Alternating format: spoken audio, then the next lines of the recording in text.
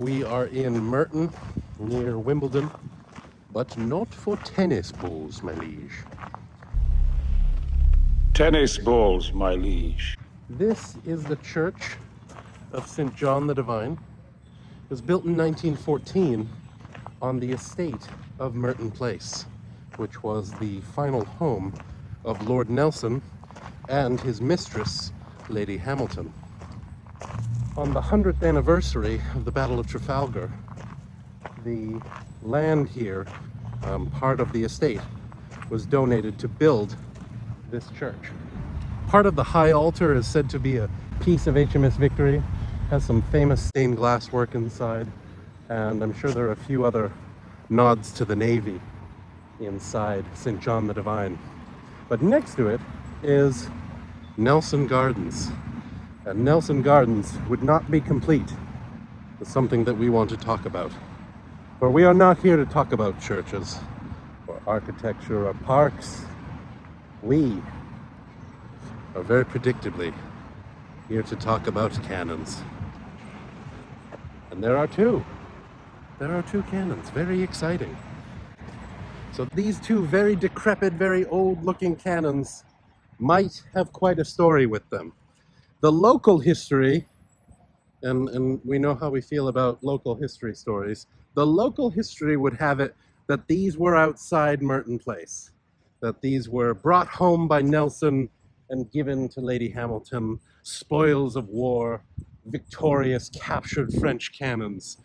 But we think that that is probably not the truth.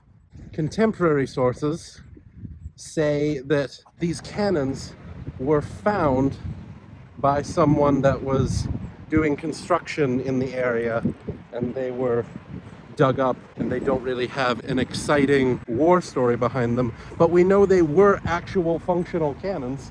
They weren't just made to be decorative. So let's talk about the actual cannons. So we've talked about reading the ciphers, reading whatever markings we can find, and none of that is going to work in our favor today, because there's not a single cipher that's complete.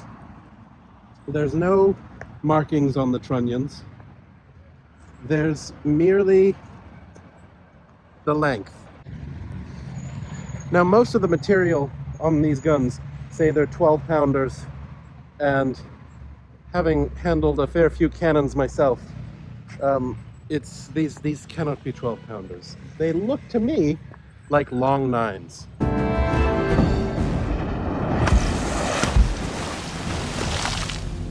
And I think a few of my friends concur that these are long nines. They are longer than your average cannon, and they fire a 9-pound ball, smaller than your 12-pounder gun. But with its increased length means increased accuracy at a distance, because with a smooth bore like this, the cannonball is just bouncing out the muzzle as it goes, and the longer it has to bounce, the longer it'll be stabilized. Now, long nines like this would have been placed at the bow or the stern of a ship, and they would have been chasers. Silence on deck! They would have been involved in a chase between two ships, firing back or forward as they move together in the ocean, rather than being broadside guns.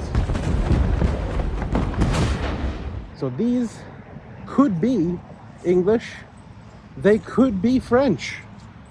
And because most of the markings have worn away, I can't really say for certain. Down by the touch hole, we can't see anything.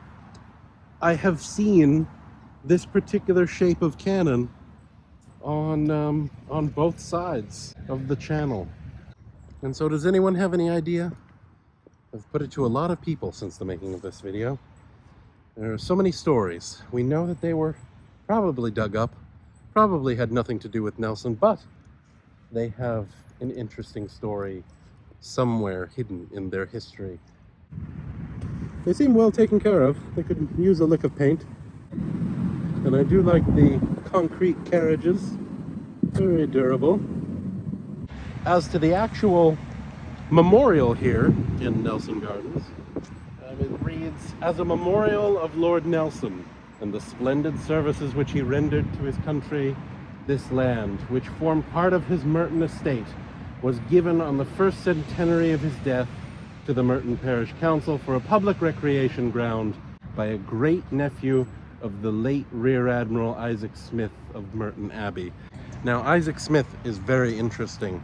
He was one of Cook's officers in the exploration of the Pacific, and he eventually held some of his own commands, and he was a navigator in his own right. He was I believe, the first European to set foot in Eastern Australia, and he held commands into the 1790s, but he retired to Merton, and so his family remained a huge part of the local area and the formation of several churches and the donation of this land.